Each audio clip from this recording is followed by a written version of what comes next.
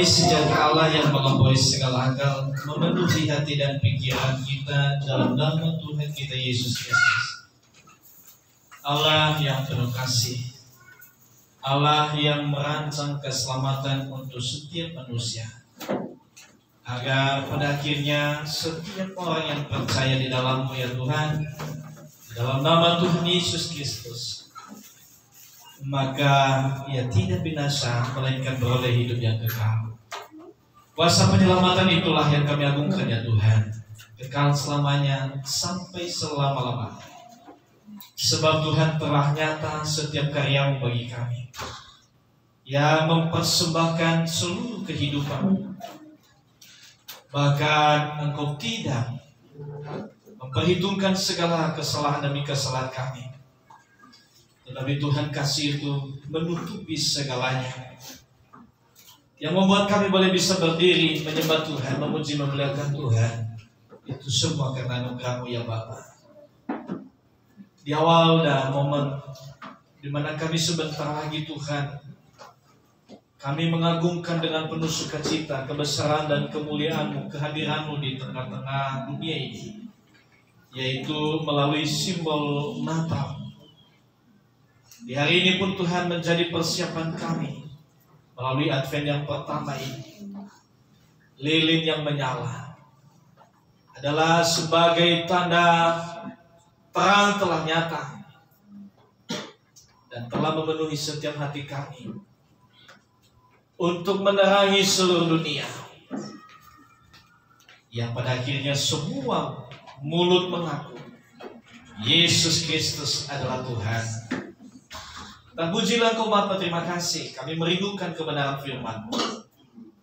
Tuhan, bukakan hati kami, sebab firman yang kudus yang akan mengubah setiap kehidupan kami, memperlengkapi kami ya Tuhan, mempersiapkan kami sebagai anak yang akan menyambut Sang Bapa dalam sukacita yang besar. Sehingga Tuhan, biarlah penyambutan kami akan sungguh menjadi hormat kemuliaan-Mu. Melalui kebenaran firman ini kami boleh dinyatakan kuasa-Mu, dan melalui firman ini ya Tuhan, kami boleh terus-terus mengenang akan setiap sukacita yang Kau anugerahkan bagi kami, sebab Allah tidak pernah meninggalkan kami sampai selama-lamanya. Berkati hamba-Mu secara khusus Tuhan dalam kuasa-Mu, hikmat daripada Allah mampukan ya Tuhan, otoritas dan sekaligus Tuhan kasih kuasa, hikmat, pengetahuan, biarlah melalui firman yang sebentar kami dengarkan, kuasa Allah dinyatakan dan kami boleh semua diberkati, dan pada akhirnya kami boleh mengembalikan menjadi hormat kemuliaan-Mu, dan hidup kami ya Tuhan menjadi bejana yang dipakai Tuhan untuk menjadi hormat kemuliaan-Mu. Di dalam nama Yesus Kristus firman yang hidup, kami telah berdoa dan siap menyambut kebenaran firman-Mu. Haleluya. Amin. Silakan duduk Bapak Ibu. Shalom. Shalom.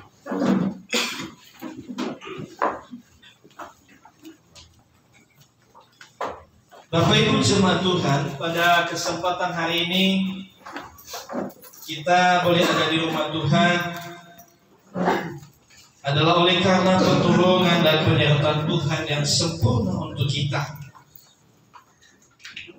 Dan saudara, kita tiba di minggu yang mungkin sudah sering kali di setiap awal Desember ataupun akhir November, yaitu kita tiba di bulan-bulan Advent, yaitu masa-masa persiapan sebelum kelahiran, untuk memperingati kelahiran Tuhan kita Yesus Kristus. Saudara, dalam masa-masa persiapan seperti ini, maka kita juga diberikan firman-firman yang membawa kita pada pengenangan tentang apa yang selama ini kita kerjakan. Saudara, tidak terasa kita akan mengakhiri bulan Desember ini dan tahun 2024 ini. Tetapi saudara, Yang menjadi pertanyaan dan perenungan kita adalah apa yang kita bawa di hadapan Tuhan. Dan apa yang menjadi kesukaan besar melalui hidup kita kepada Tuhan.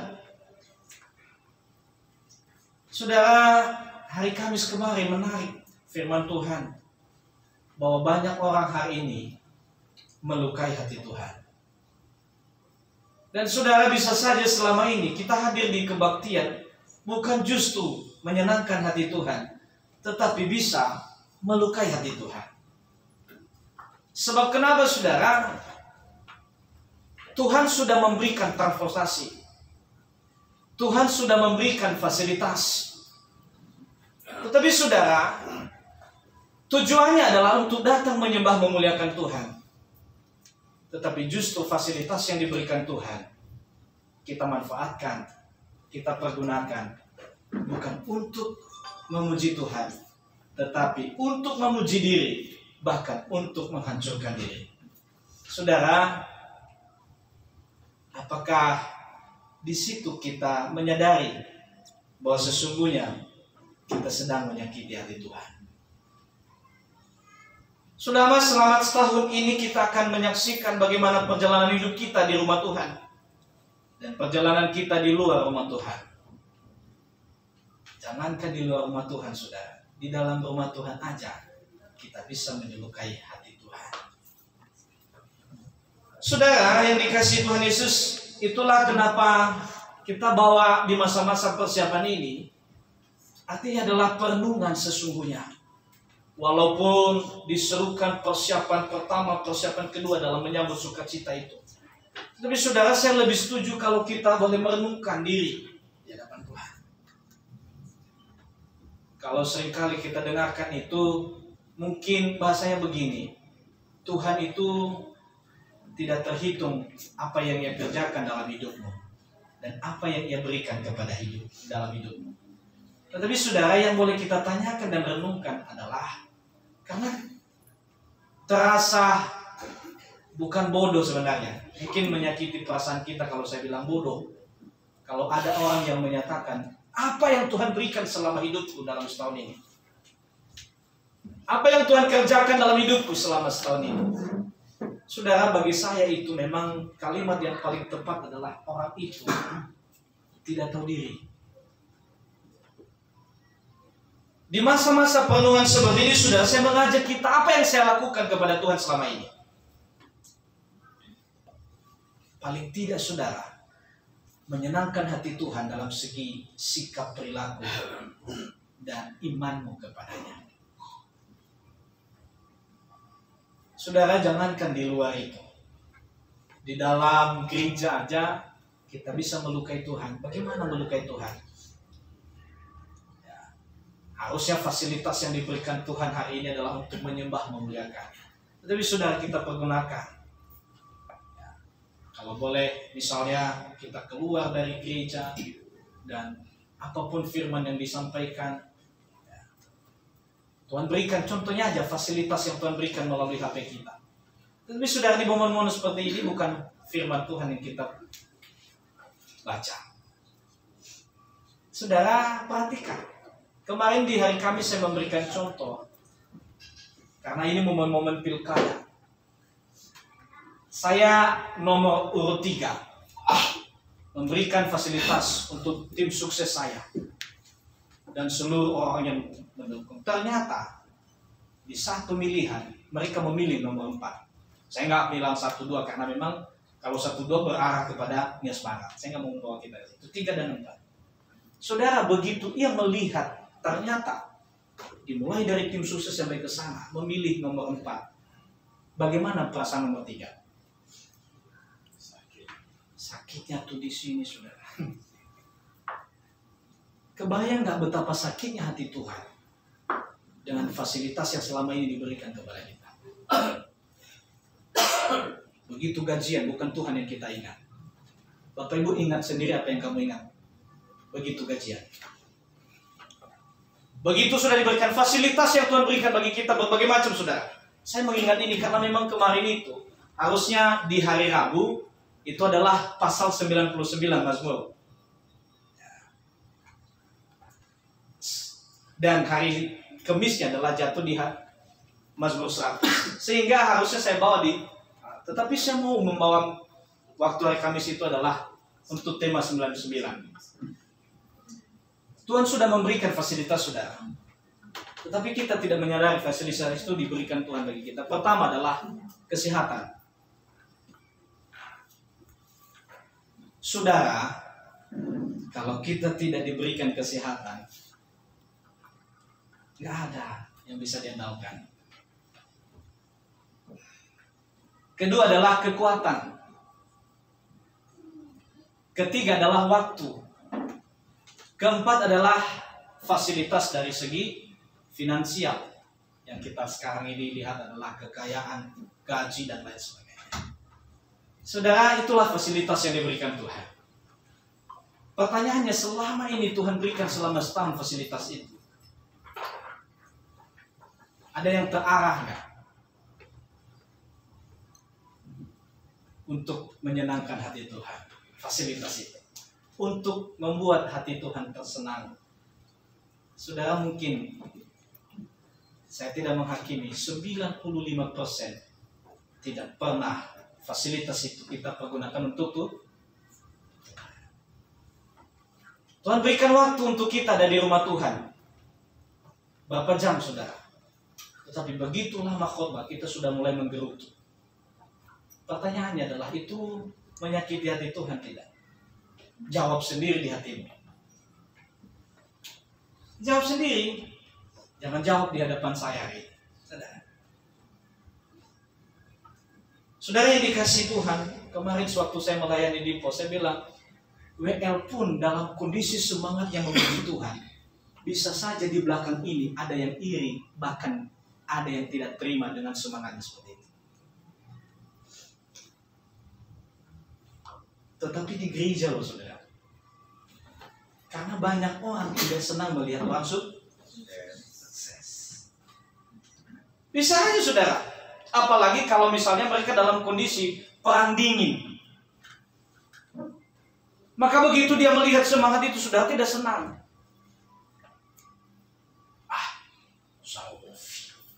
Ayo, tangan ke atas. Tapi gigi mau ringan. Lu di gereja, lu kita punya hati seperti itu. Tuhan dengar tidak? Saya tidak menghakimi, saudara, tetapi di gereja banyak orang yang dendam seperti itu dan punya hati niat buruk terhadap orang lain. Saya khotbah begini berdiri di sini, belum tentu semua berterima.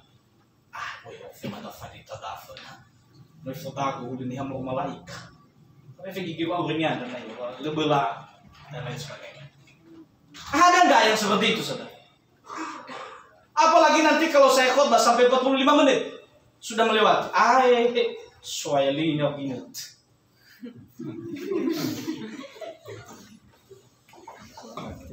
Apalagi nalawas itu, tehon masal. Memukif ya bahwa lewat bombawane ya tas. Itu sudah. Banyak gak yang seperti itu di gereja? Tinggal makasih dia, tinggal sopun bahwa begini. Bukan, tetapi itu real yang seringkali terjadi di dalam gereja, saudara. Di dalam gereja orang bisa berbuat menyakiti hati Tuhan. Di luar apalagi, saudara.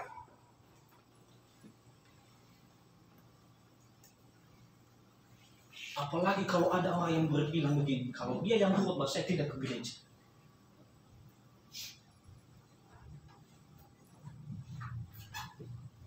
Sudah yang dikasih Tuhan, saya mau menyampaikan segala sesuatu hari ini, dan saya sudah ambil prinsip dalam hidup. Saya pernah bercerita dengan anak muda di salah satu gereja. Saya bilang, orang lain tidak menyenangi hati saya ataupun membuat saya istilahnya tidak berterima dengan keadaan saya, tetapi saya takut kepada Tuhan. Hanya demi perasaan dan menjaga perasaannya. Contoh, saya rela menyimpang dari kebenaran. Pilih mana Bapak Ibu? Demi menyenangkan perasaannya, saya harus menyimpang. Karena kadang-kadang kan tidak semua orang terima kalau dinyatakan kesalahannya secara terang-benderang, benar kan? Tetapi kalau tidak dinyatakan, ingat kembali, saya ingat satu firman Tuhan itu, makanya saya tidak pernah lupa. Yakobus pasal 4 ayat 17. Jika kita tahu yang baik tetapi tidak melakukannya, itu dosa. Apalagi kami sebagai hamba Tuhan. Kalau tidak menyatakannya Bapak Ibu, maka bahasa yang seringkali didengar 2 kali lipat beban dan juga tanggung jawab yang kami harus ambil. Jadi daripada tu bali oleh wagu, mendingan ufat-ufat namanya asli. Senang tidak senang, biar Tuhan yang berbicara di hati kita masing-masing. Sudah pasti itu ada 2 respon. Respon yang baik menerima, respon yang tidak baik pasti. Jadi saudara yang dikasih Tuhan, sehingga biarlah ada banyak kalimat mengatakan baik buang berapa dan lain sebagainya. Seperti itu resiko kita sebagai hamba Tuhan. Dan saudara yang dikasih Tuhan, walaupun sepedas-pedas itu, tetap tersenyum sayang buat kita semua. Amin. Amin. Artinya saudara, pada masa ini adalah kita yang mempersiapkan diri. Dan persiapan kita sesungguhnya adalah merenungi diri kita sendiri. Selama setahun ini saudara, dalam waktu yang sudah difasilitasi Tuhan kepada kita, berapa kita persembahkan kepadanya? Dalam 3 jam aja di gereja, kita berdosa di hadapan Tuhan. Kenapa? Karena menggerutu, saudara. Tahu menggerutu? Favortu kalau bahasa Jerman. Agak kebangkitan. Ini itu bagus saya dasarkan itu. Itu lebih bagus sekali. Masuk sekali sudah sampai zaman selesai. Masuk ini dihadiri sendawa pada. Ya putih, ila aman, karena tak kedai bagus sekali. Selesai. Baik, dan ini jawaban saudara bahwa sesungguhnya dalam setiap kehidupan kita, dalam menyambut Tuhan Yesus, kita buka Lukas. Luar biasa, operator kesini cepat sekali. Lukas pasal 21 ayat 34 dan sampai 38.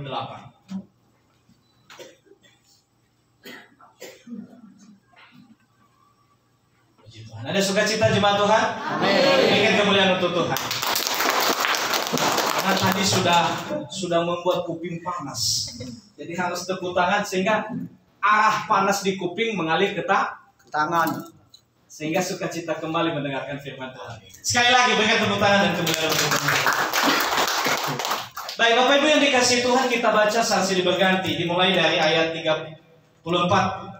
Firman Tuhan dalam perikopnya adalah berjaga-jaga dan berdoalah senantiasa. Baik, firman Tuhan mari kita baca dimulai dari 34. Begini firman Tuhan, jagalah dirimu supaya hatimu jangan syarat oleh pesta pora dan kemabukan serta kepentingan-kepentingan duniawi, dan supaya hari Tuhan jangan dengan tiba-tiba jatuh ke atas dirimu seperti suatu jerat. Sebab dia akan menimpa semua penduduk bumi ini. 36. Berjaga-jagalah senantiasa sambil berdoa, supaya kamu beroleh kekuatan untuk luput dari semua yang akan terjadi itu, dan supaya kamu tahan berdiri di hadapan Anak Manusia. Pada siang hari Yesus mengajar di bait Allah, dan pada malam hari yang kedua dan bermalam di gunung yang bernama Bukit Zaitun. 38. Dan pagi-pagi semua orang banyak datang kepadanya di dalam bait Allah untuk mendengarkan dia. Terima kasih saudara, pembacaan kita yang sungguh boleh memberikan kita pemahaman tentang bagaimana persiapan diri di hadapan Tuhan dalam masa-masa Advent ini. Saudara, persiapan ini lebih mengarah kepada persiapan bukan untuk menyambut kelahiran Yesus, tetapi adalah mengarahkan kita untuk mempersiapkan diri untuk kedatangan Yesus yang kedua. Setuju? Setuju. Baik, saudara yang dikasih Tuhan, menarik untuk tema kita hari ini adalah berjaga-jaga dan berdoa senantiasa. Saya mencoba semaksimal mungkin dalam waktu yang sesingkat-singkatnya boleh membahas tentang persiapan ini. Artinya saudara, dalam sehidup seseorang, dalam mempersiapkan diri, sebab kata firman Tuhan, Yesus itu datang, Anak Manusia itu datang tanpa ada pemberitahuan. Bahkan dia memberikan sebuah pengumpamaan tentang seperti seorang pencuri yang datang di dalam rumah. Kapan waktu tidak ditentukan. Hari apa, bulan berapa, tahun berapa, tidak ditentukan. Di mananya dan di tempat di mana, itu tidak ditentukan. Makanya Yesus menyampaikan sewaktu dia dan jangan ada nanti yang mudah disesatkan. Karena pada akhirnya ada yang berkata, di sini ada Tuhan, di sana ada Tuhan, dan di ujung sana ada Tuhan. Sehingga saudara, pada waktu itu engkau berlari, bisa saja bukan mendatangi Tuhan, justru meninggalkan. Dan memang saudara, dari masa-masa ini, tadi saya coba mengenang tentang sebuah itu. Apabila itu terjadi saudara, dan itu sudah dimulai hari ini, banyak orang merasa diri sudah mencari Tuhan, tetapi sesungguhnya sedang meninggalkan Tuhan. Sekali lagi saudara, banyak orang hari ini kalau saya menilai secara penilaian saya, bukan di sini, di luar sana. Banyak orang yang berasa sudah mendekati, adalah sudah tiba dan titik pencarian Tuhan yang sebenarnya di jalur Tuhan. Tetapi saudara, justru meninggalkan. Menarik, kemarin saya ngobrol dengan anak muda salah satu di gereja kita. Sampai larut malam saudara, sampai di toko itu 3:30 kita baru bubaran. Beberapa hal saudara, memang saya sampaikan. Banyak orang merasa sudah di jalur yang benar. Dan firman Tuhan sudah menyatakan itu melalui Amsal. Banyak orang yang menganggap jalannya benar, tetapi pada ujungnya adalah menuju maut. Kenapa itu saudara? Contohnya aja kebiasaan kita yang sulit sekali kita. Tahu nggak, kelemahan saya itu adalah suka bicara, mudah emosi. Dia mengajak orang mengerti dia untuk tetap emosi dan membenarkan dia dalam kondisi sifat yang emosi. Ambolo gitu demi toya udah gelus emosi. Itu adalah cara orang untuk membenarkan diri dan mengiyakan dirinya untuk bisa dipakai untuk emosi. Artinya oke, nggak apa-apa. Seolah-olah mengajak orang dengan kebiasaan itu tidak apa-apa. Silakan lanjutkan. Coba pahami kalimat itu sudah. Ini bolo gitu demi bisa. Untuk harus saya tahu dan kalau saya emosi dan lain sebagainya sudah. Biasa namu penutup dan cuma nuilah selulu kendali ke kadang-kadang falele dan lain sebagainya. Membawa orang untuk memaklumi dan sekaligus membuat dia tidak apa-apa dengan perilaku yang seperti itu. Fahami setiap itu sudah. Maka orang yang seperti itu, maaf, bukan saya menghakimi, sulit untuk berubah. Karena dia mengajak orang mengerti tentang sifatnya itu.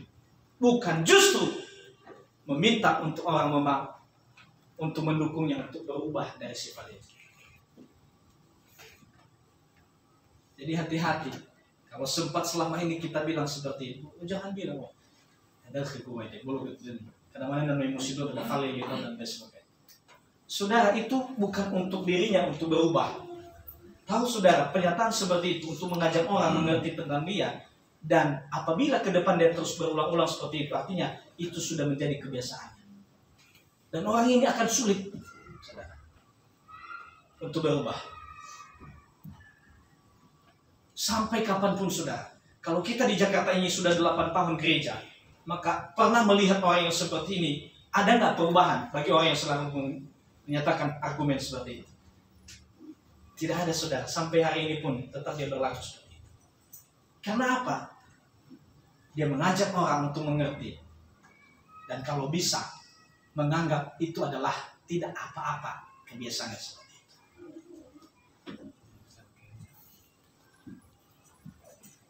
Nah saudara yang dikasihi Tuhan, artinya bahwa disinilah kita diberikan pengertian yang benar. Kembali kepada firman Tuhan yang kita dengarkan bersama.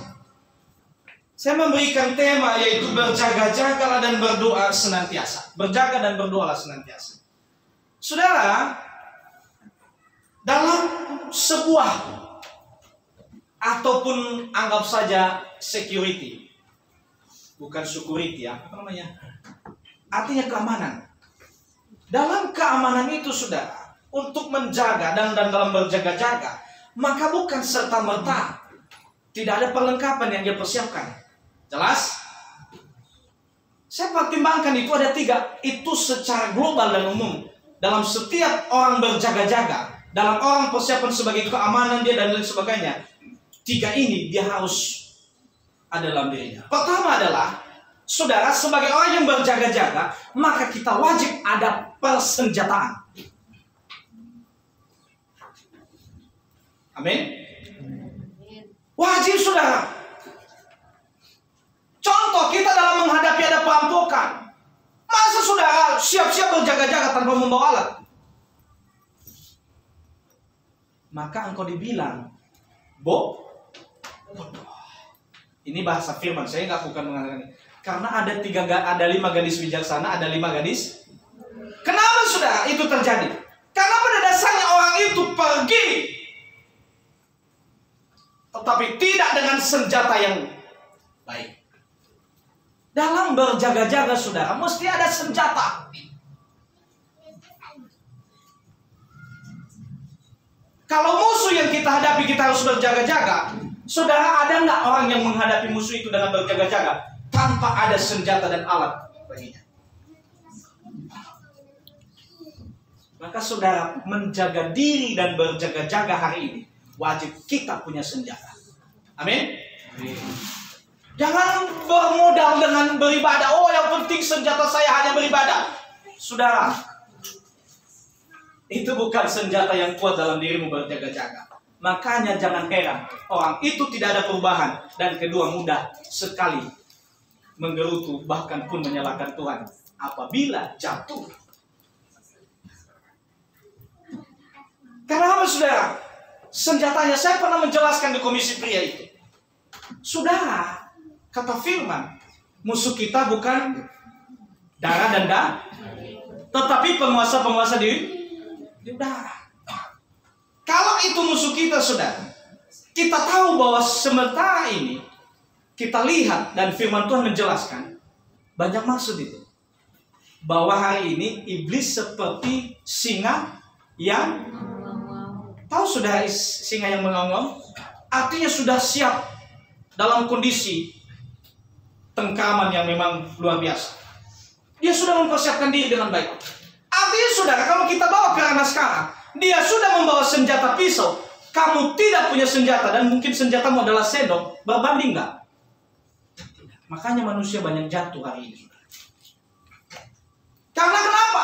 Iblis sudah sampai di senjata pisau, tetapi kita masih senjatanya adalah bahkan mungkin tidak ada senjata di rumah itu. Anggap saja ini perampok tadi ya, saya membawa ke contoh ini. Karena ini berjaga-jaga. Ternyata dalam perampok itu sudah bersenjata, parang ataupun samurai. Di rumah kita hanya punya senjata, kita persiapkan hanya pisau. Maka saudara, menang nggak melawan itu? 1 banding 1 aja belum tentu kita menang. Betul? Apalagi karena memang senjatanya udah beda, saudara. Maka mudah-mudahan nanti Roh Kudus bekerja memberikan kita pengertian untuk mempersenjatai diri mulai sekarang. Jangan anggap sudah puas, saudara. Wah, ditanya, misalnya saya ke rumah, bagaimana persiapanmu, Pak Ucok? Oh, aman Pak, aman Pak Pendeta. Oh, bagaimana persiapanmu? Oh, sudah aman Pak Pendeta. Saya lihat, emang senjatamu apa? Wah, ini Pak, ternyata pisau dapur. Aman Pak, bila ada perampokan, saya punya senjata. Tiba-tiba yang datang itu perampoknya adalah sudah bawa sudah kalah kita. Karena memang iblis itu, saudara, setiap hari merancang dengan berbagai strategi yang kuat untuk menjatuhkan manusia. Maka kalau tidak berjaga-jaga betul dan persenjataan kita adalah lemah, sudah keok, tetap kalah. Selesai kita, saudara. Ternyata udah maju perkembangan zaman, saudara. Dia punya senjata api, kita baru punya parang di rumah. Begitu saya datang, Pak, coba gimana? Wah, aman Pak. Lenyap itu saya kasih. Kan banyak orang yang bilang segitu, suka memamerkan dan suka berargumen. Oh, saya sudah kuat, saya sudah punya segalanya di dalam Tuhan. Begitu saya tanya, apa senjata Pak? Oh, ini ada Pak, tajam sekali. Tahu nggak Pak? Kalau kertas itu belum saya sentuh aja sudah bisa terputus. Wah, luar biasa nih. Tiba-tiba ternyata ada yang gedor pintu. Ya kan? Dia sudah dengan bangganya bawa senjata. Apa senjatanya kan? Parang. Wah, aman Pak. Saya bilang aman kita. Wah, aman Pak. Aman aja, tenang aja. Begitu dia buka pintu sudah bawa ini, sudahlah senjata. Dalam kondisi jaraknya adalah 5 meter. Sudah ternyata nggak aman juga kita, tetap kalah. Makanya saudara, dalam kondisi apapun hari ini, banyak orang begitu ada masalahnya langsung kalah, keok. Bisa tidak beribadah, bisa menyalahkan Tuhan dan lain sebagainya. Karena senjatanya kalah dengan musuhnya. Sekali lagi saudara, karena senjatanya kalah dengan senjata musuhnya.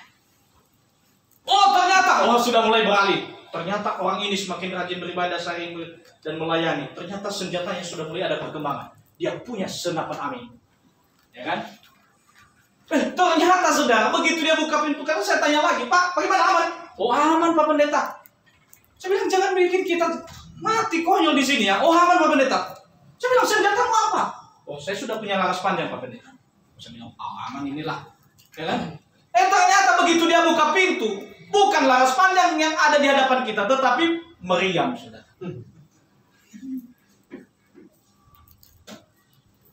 Tetap kalah kita. Saudara, meskipun ini ada sebuah, karena waktu itu kemarin saya ceritakan juga seperti itu di Komisi Pria. Hanya beberapa orang yang datang waktu itu, sekitar adalah 7 orang ya, sama teman-teman.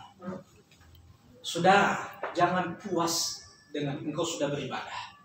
Jangan puas engkau sudah apa yang kau miliki hari ini. Karena musuh kita, penguasa-penguasa di udara, senjatanya setiap hari diperlengkapi dengan strategi yang luar biasa. Jadi jangan diam saudara, jangan puas. Kalau dengan contoh yang tadi kita puas dengan senjata, dengan pisau dapur, kita kalah. Makin enggan Anda diam dengan senjata itu, orang sudah punya memberiam. Bagaimana? Maka saudara, sebagai anak-anak Tuhan, kita harus berjaga-jaga dan mempersiapkan senjata kita. Kalau bisa, iblis sudah punya senjata pisau dapur, kita sudah punya laras panjang. Itu baru benar, saudara. Itu baru yes, anak Tuhan yang bertumbuh di dalam Tuhan. Selama ini sudah berbanding terbalik. Orang puas dengan senjatanya adalah pisau dapur, sementara musuh sudah pakai laras panjang. Maka kalah kita sudah. Makanya pada akhirnya apa? Begitu ada masa pencobaan, begitu ada tantangan sedikit, nangisnya minta ampun. Mungkin saja kalau Tuhan bisa datang, dia bilang begini waktu kita berdoa di gereja. Kamu aja sudah puas kamu dengan senjata begitu. Kamu bilang kamu hebat.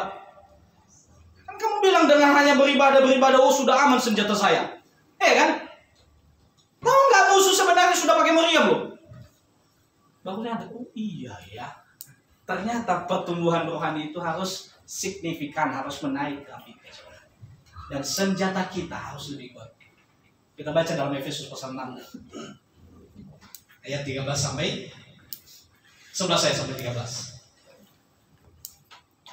Efesus pasal 6. Saya baru 15 menit ya. Sudah khotbah. Ya, baik. Kita baca bersama-sama saudara. Ada 4 ayat.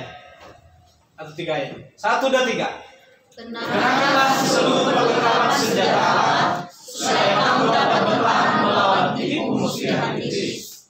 Karena perjuangan kita bukan melawan darah dan daging, tetapi melawan pemerintah-pemerintah, melawan penguasa-penguasa, melawan penghulu-penghulu dunia yang lebih-lebih, melawan roh-roh jahat. 13. Sebab itu ambillah seluruh perlengkapan senjata Allah, supaya kamu dapat mengadakan perlawanan pada hari yang jahat dan tetap berdiri sesudah kamu menyelesaikan segala sesuatu. Amin. Amin. Pergunakan seluruh saudara. senjata Allah. Bukan pergunakan cukup dengan pisau dapur, kamu puas, aman, terkenal. Jangan puas. Sekali lagi, hanya untuk beribadah. Jangan puas baru datang ke gereja kalau sudah ada jadwal. Baru puas kalau di KTM adalah ada jadwal, ya udahlah, yang penting saya melayani. Baru puas kalau komisi sekalian dan lain sebagainya. Udah cukup itu sudah. Ingat, kita itu sedang berhadapan dengan musuh. Inilah yang dimaksud dengan berjaga-jaga, saudara. Persiapan yang pertama adalah harus memiliki senjata. Dan senjata kita wajibnya adalah baru menang. Harus senjata kita lebih kuat daripada senjatamu musuh. Karena saudara, sekalipun engkau hari ini dalam kondisi kekar badan, contoh, jangan tersinggung nanti mana tahu ini menyinggung saya ini ya.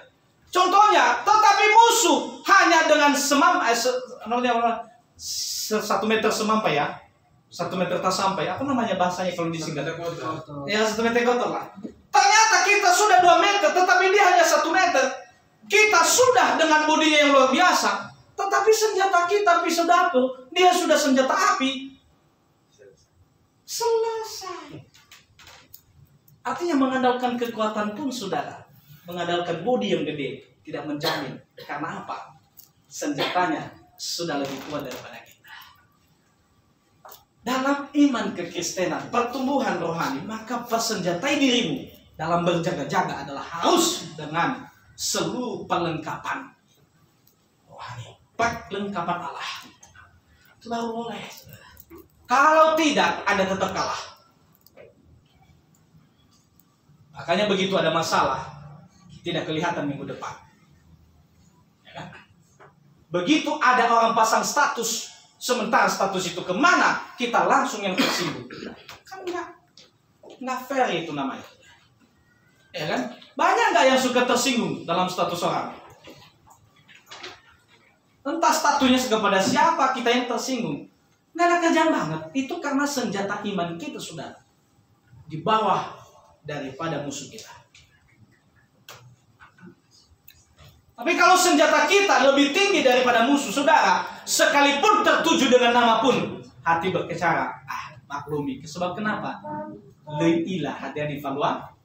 Kata Yesus, kata kita jadinya apa, saudara? Ampunilah mereka, sebab mereka tidak tahu apa yang tertuju pun dengan nama itu, saudara. Kalau orang sudah senjatanya lebih tinggi, aman dia, tidak mudah tersinggung. Dia bilang apa? Boleh terjadi apa yang diruginya? Kita maklum, itu sebatas kemampuannya. Itu luar biasa, saudara. Kalau ada orang yang begitu, misalnya disinggung, misalnya kan disinggung di dalam media sosial dan tertuju kepadanya, dia tahu itu kalau tertuju kepadanya. Kalau pikiran kita dan jawaban kita balas melalui status lain, artinya apa? Senjatanya sudah lebih kuat daripada kita, kalah. Tetapi saudara, begitu kita melihat itu statusnya menyinggung dan menyudutkan kita, tetapi dalam hati kita bilang, Tuhan, ampuni dia, sebab dia tahu. Maka saudara, senjatamu sudah lebih tinggi daripada dia. Simple, saudara. Kalau ternyata adalah kamu hanya berbalas-balasan, mudah repot kita, saudara. Sama aja senjata kalian, sama-sama pisau dapur, saudara. Nah, itu penting, saudara. Kita sudah mendengarkan firman Tuhan tadi. Maka dalam berjaga-jaga itu, maka itu harus ada persiapan senjata. Konyol, saudara, apabila ada orang yang mau berperang tetapi tidak bawa senjata. Iya kan? Konyol, saudara, kalau ternyata kita sudah melihat musuh pakai senapan tetapi kita masih bawa pisau. Tapi argumen karena kita putra Nias, kita bilang, oh, misalnya perang itu toho, kami pakai. Ya kan? Tetapi waktu itu banyak yang mati konyol orang Indonesia, saudara. Kalau baca sejarahnya lagi banyak yang mati konyol karena memang peperangan senjatanya sudah beda. Makanya waktu itu kenapa bisa menang? Strategi dirubah. Kalau itu lagi bahasa sejarah kita lagi. Ya kan? Nah, saudara, yang dikasih Tuhan itu persiapan yang pertama dalam berjaga-jaga. Berjaga-jaga yang kedua, saudara, saya melihat bahwa sesungguhnya adalah di luar daripada senjata, maka setiap kita wajib punya benteng. Kalau istilah kita nias, kita pakai apa? Baluse. Maka kalau berjaga-jaga itu, yang pertama yang kita harus siapkan adalah senjata. Yang kedua adalah benteng kita. Baluse kita, saudara. Itu namanya persiapan. Sekalipun engkau punya tombak tetapi bentengmu tidak ada, maka ada peluang nggak kita ketusuk? Kalau contohnya seperti kalau kita melihat peperangan, kalau mereka tidak membentengi dengan misalnya pasir yang dibuat bergunung-gunung itu, maka semua orang pada mati. Artinya sudah selain daripada senjata, wajib juga dalam berjaga-jaga kita punya benteng. Bukan banteng ini ya, benteng. Soalnya takutnya nanti mengarah lagi kepada ibu pemimpin, ketua umum. Nanti sudah itu penting. Sama saja kalau kita berperang tadi, kita sama-sama. Dan bisa mungkin saudara kita sudah lebih kuat senjatanya. Apa senjata kita? Ternyata senjata kita laras panjang, dia hanya pistol. Kalau berbicara dalam segi istilahnya kualitasnya, mungkin punya kita lebih bagus senjatanya. Tetapi ternyata saudara, wah meskipun dia hanya pistol tetapi dia punya benteng, maka kita tembak-tembak terus tidak kena. Jelas? Tetapi justru hanya satu tembakan kita bisa dan meninggal, saudara. Dan kemungkinan selama ini kita banyak jatuh di saat ada masalah karena tidak membentengi diri, saudara. Bagaimana benteng kita bisa ada, saudara? Kita baca buka Mazmur pasal 94 ayat 22. Mazmur pasal 94 ayat 22.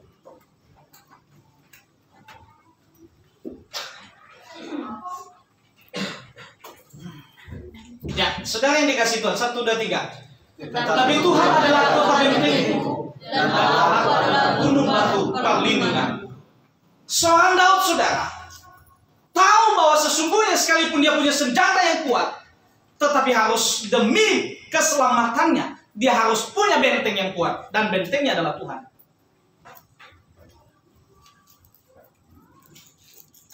Banyak orang memang punya benteng, saudara, tetapi bentengnya adalah kardus. Tembus tidak? Wah, masa sih Pak Pendeta banyak orang pakai kardus? Saudara, dalam cara kehidupan kita, kalau saya jelaskan ciri khas pakai kardus, banyak orang hari ini mengandalkan kardus. Bagaimana cara orang mengandalkan kardus? Begitu ada masalah, bukan Tuhan yang diandalkan, yang lain. Itu sudah sama aja, saudara. Engkau membentengi dirimu dengan kardus. Tembus tidak senjata? Tembus, jangankan senjata api, pisau pun itu penting, saudara. Perhatikan bentengmu selalu. Banyak orang yang membentengi diri dengan kekayaan. Begitu sakit, raib semua. Saudara, bukan saya menceritakan orang, tetapi ada lain kita yang mungkin kita kenal, tukang semir sepatu. Bukan semir sepatu lagi. Maksudnya semir motor. Minta maaf nanti jangan disampaikan ke beliau. Saya bukan menceritakan ini, hanya sekedar contoh. Saudara, begitu mereka punya mobil, punya rumah. Tahukah kenapa mereka buka lagi semir? Ataupun steamnya? Kenapa buka lagi steam?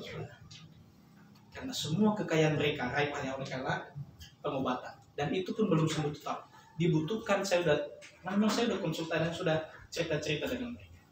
Dibutuhkan kalau tidak salah 240 juta lagi atau berapa untuk bisa pengobatan itu. Akhirnya mereka pasang udah, karena sudah raib tidak ada lagi. Mereka tinggal di mana, saudara? Tahu nggak kalau mereka tinggal di steam itu? Rumah sudah raib, mobil sudah raib. Ini hanya memberikan contohnya, artinya bukan menceritakan orang, minta maaf lagi. Artinya saudara, banyak orang mengandalkan dengan kekayaan hari ini, dia bisa membentengi dirinya. Itu namanya orang yang membentengi dirinya di saat perang adalah dengan kardus. bisa tembus apapun saudara. Dan akhirnya engkau kalah. Ada orang yang mengandalkan membentengi diri dengan kekuatan tadi saudara. Maka pun begitu dia sakit, apa yang Anda lakukan? Jangankan mengangkat senjata, menyuapi mulutmu sendiri dengan makananmu tidak bisa. Sekali lagi saudara, banyak orang mengandalkan tanpa mengandalkan Tuhan, yaitu mengandalkan kekuatannya sendiri. Tetapi saudara, begitu dia sakit, saya mau tanya, jangankan mengangkat senjata untuk melawan musuh, menyuapi makanannya aja dengan mulutnya, dengan sendiri tidak bisa. Itulah saudara benteng kardus. Itu benteng sengaja untuk persiapan hari ini saya buat itu saudara terkhusus untuk berjaga-jaga. Akhirnya banyak orang hari ini saudara membentengi diri dengan kardus. Saudara, hari ini mengajarkan kita firman adalah dalam berjaga-jaga itu maka perhatian pertama kita selain daripada senjata maka benteng kita. Jangan pergunakan benteng yang mudah dihancurkan, tetapi pergunakan benteng yang tidak bisa dihancurkan. Dan benteng itu adalah sama seperti yang dikatakan Daud. Kita baca bersama-sama sekali lagi. 1, 2, 3. Tetapi Tuhan adalah kota benteng. Amin saudara. Dijawab dan diteruskan firman Tuhan ini, yaitu dalam Yohanes pasal 10, 28 dan 29, 30. Yohanes pasal 20 ayat 28 sampai 30. Pasal 10. Yohanes pasal 10 ayat 28 sampai. Artinya saudara, benteng kita hari ini kalau bukan Tuhan, maka saudara, engkau mudah tembus senjata. Engkau mudah dikalahkan oleh senjata iblis. Makanya jangan heran kalau orang itu sekalipun rajin beribadah, tetapi begitu kena tembakan, karena selama ini kardus yang menjadi benteng. Bukan benteng yang kuat saudara. Ya, kita baca 1, 2, 3. Dan aku memberikan hidup yang kekal kepada mereka, dan mereka pasti tidak akan binasa sampai selama-lamanya, dan seorang pun tidak akan merebut mereka dari tanganku. Stop dulu. 28. Saudara, firman Tuhan katakan, aku jika Tuhan yang menjadi benteng kita, maka saudara dia akan menaruh hidup keselamatan untuk selama-lamanya. Sehingga saudara, apa yang dikatakan di situ? Mereka pasti, bukan hanya mudah-mudahan. Benteng mereka itu pasti, bukan mudah-mudahan. Artinya itu tidak binasa, tidak tertembus oleh apapun. Bahkan dia berkatakan, mereka tidak ada yang mampu merebut mereka dari tanah. Itu jika Tuhan yang menjadi benteng kita, saudara, kekuatan kita. Maka dalam berjaga-jaga hari ini, jangan hanya modal kita kardus dalam menjadi benteng kita. Tadi senjata saya sudah bahas berulang-ulang, jangan saya nggak bahas lagi. Benteng sekarang. Maka benteng satu-satunya sudah sama seperti Daud. Musuhnya kiri kanan. Apa kata firman Tuhan? Beribu-ribu laksa. Tahu saudara beribu-ribu laksa itu? Bukan jumlahnya jutaan, beribu jutaan, tetapi di atas itu. Musuhnya kiri kanan. Kita sering kali nyanyikan itu. Di sebelah kiri ada berapa? Ada yang tahu lagu itu? Paling tidak bayangannya dikit lah. Biar saya mendukung apa yang saya sampaikan tadi. Itu dia. Kutakkan gentar. Itu. Luar biasa. Kenapa Daud bisa mengatakan itu? Saudara, karena bentengnya kuat. Tidak tertembus kebinasaan dan kematian. Sebab apa? Tuhan sudah mengaruniakan kepada mereka hidup yang jangankan kebinasaan, saudara. Orang pun tidak ada berani yang merebut mereka dari aman kita, bro. Aman. Senjatanya dan bentengnya kuat. Jangan berjaga-jaga dengan senjata adalah hanya kayu.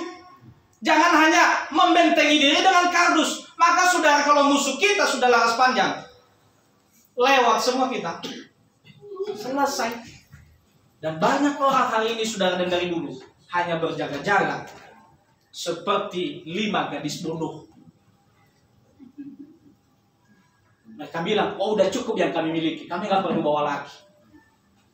Tetapi 5 gadis bijaksana justru membawa perlengkapan. Nah itu aman kita saudara, aman kita. Sehingga kita sampai kepada tempat, yaitu di mana saat mempelai menjemput kita dalam mengadakan pesta. Luar biasa. Senjata yang ketiga, senjata lagi. Maksudnya berjaga-jaga. Maka ada 3 persiapan kita. Yang pertama tadi adalah senjata. Yang kedua adalah, yang ketiga adalah tindakan. Loh kok masuk jadi persiapan tindakan? Jelas sudah. Kalau senjata kita lagi digantung,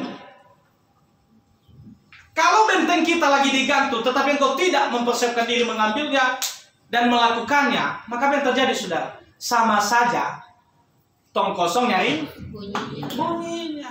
Makanya di kelas jelaskan kembali kepada ayat tadi yang di pembacaan awal, Lukas pasal 21 ayat 34. Saudara, kalau hanya sekedar berbicara seperti saya ini, nama Davandita, luar biasa. Dia bilang, wah harus berjaga-jaga, harus berjaga-jaga, harus bersenjatai. Tetapi kalau saya tidak memperlakukannya dalam tindakan, sama saja tong kosong nyaring bunyinya. Nah saudara, ini diperlukan tindakan. Maka apa tindakan kita saudara? Firman Tuhan katakan di sini, jagalah dirimu supaya hatimu jangan syarat oleh pesta pora.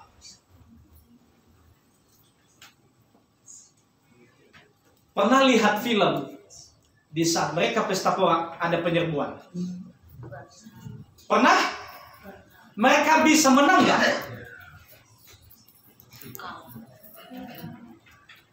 Itulah ciri khas jaga-jaga yang tidak dengan tindakan saudara. Sekali lagi, itulah jaga-jaga yang tidak dengan tindakan. Karena apa? Yang mereka lakukan adalah pesta pora, saudara. Pertanyaan saya, kalau dia adalah dalam kondisi tindakannya pesta pora, jangankan kita pakai senjata yang kuat, saudara. Kita modal tonjok aja, orang itu bisa jatuh tidak? Bisa, apalagi kalau sudah masuk yang namanya apa namanya? Ya, apalah itu yang buat orang tidak punya tenaga. Apa? Tapi berasa punya kekuatan ya. Seperti kemarin ada yang datang itu tengah malam, wah, laganya. Tetapi saya tahu dia udah mabuk total itu. Kan? Tapi laganya itu seolah preman banget. Saya bilang, dalam hati saya berdiri di depan, saya bilang, tonjok aja juga kamu pasti jatuh di situ, ya kan? Itu ciri khas orang saudara yang mendagat tindakannya dengan pesta. Coba aja, kan dulu saya itu kan pernah menjadi hidupnya seperti itu. Di saat saya sudah masuk kekuatan yang di luar daripada Tuhan, saya bilang saya paling hebat.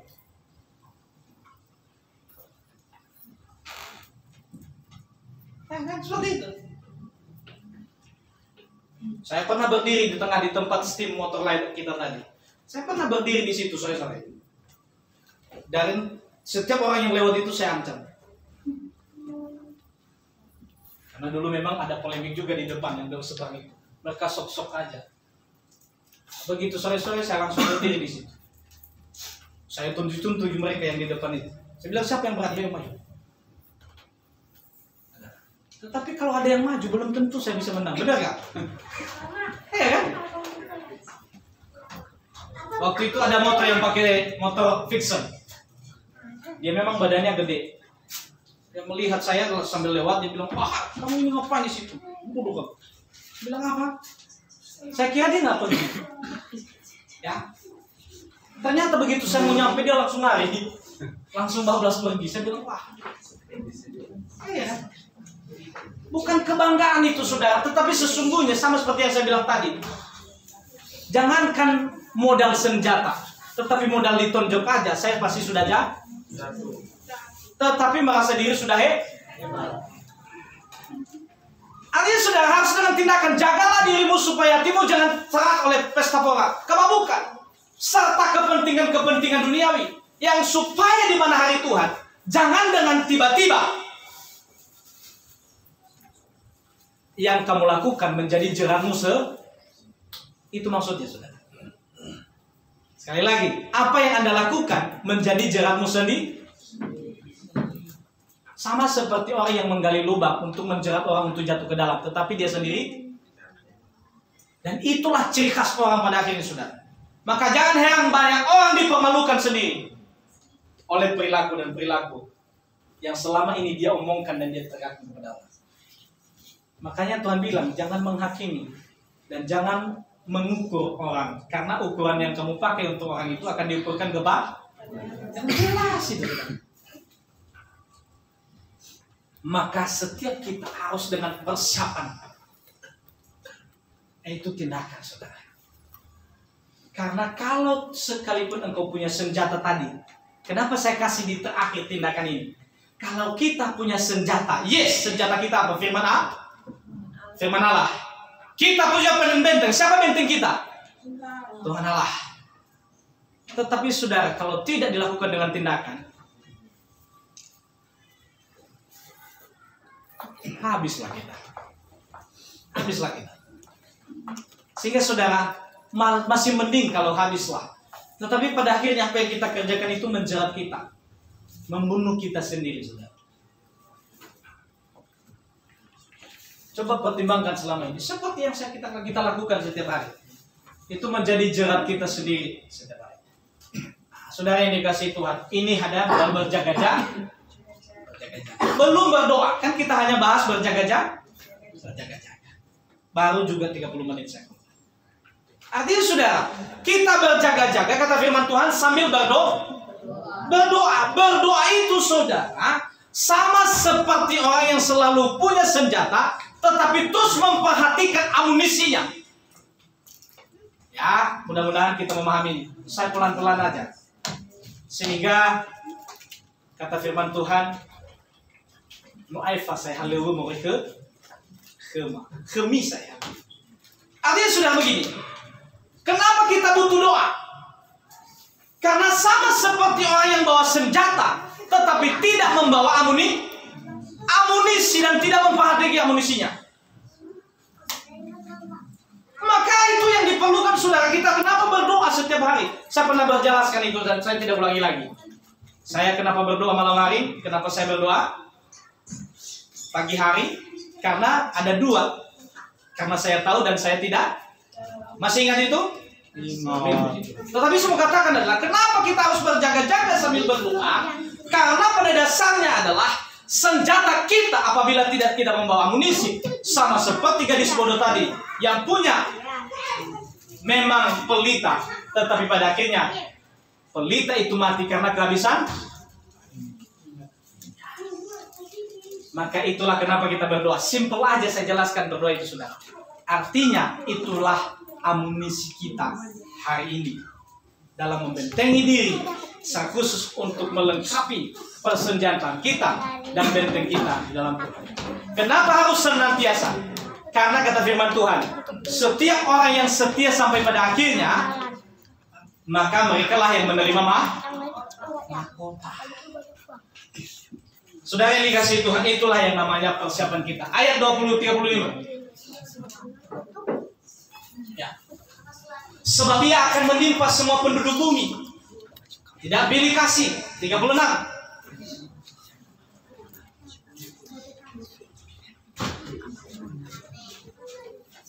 Maka saudara firman Tuhan katakan, kita baca bersama-sama sebagai ayat terakhir untuk kita sebagai ayat hafalan. 1, 2, 3.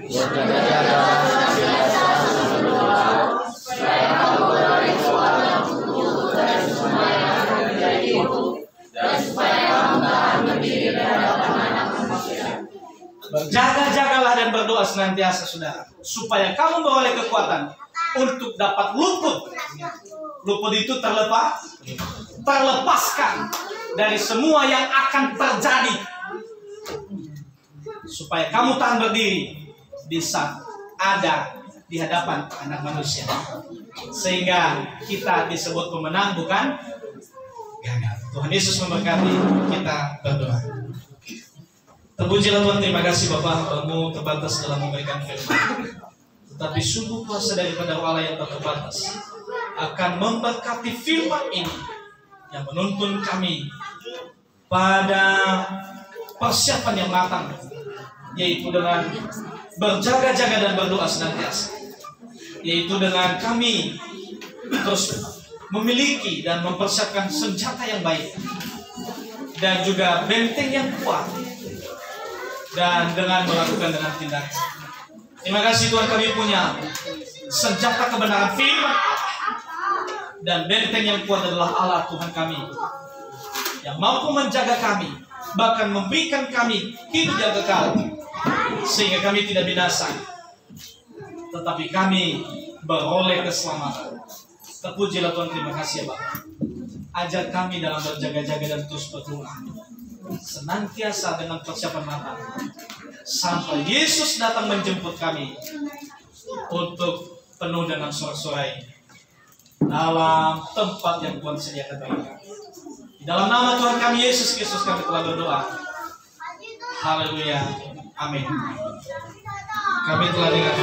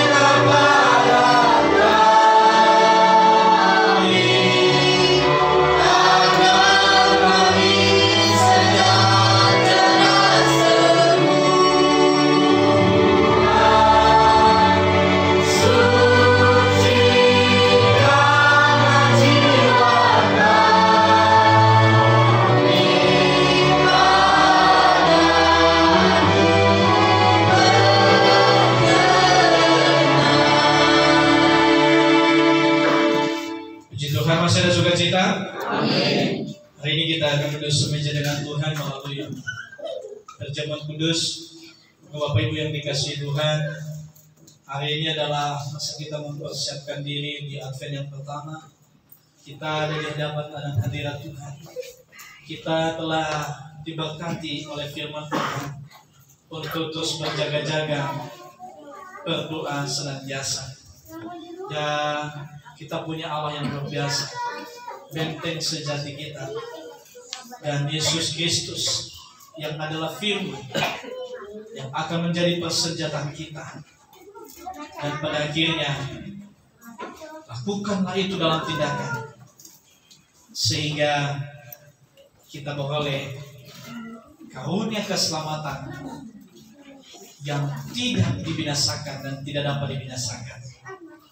Nah, kita Bapak Ibu mempersiapkan diri sungguh-sungguh di hadapan Tuhan.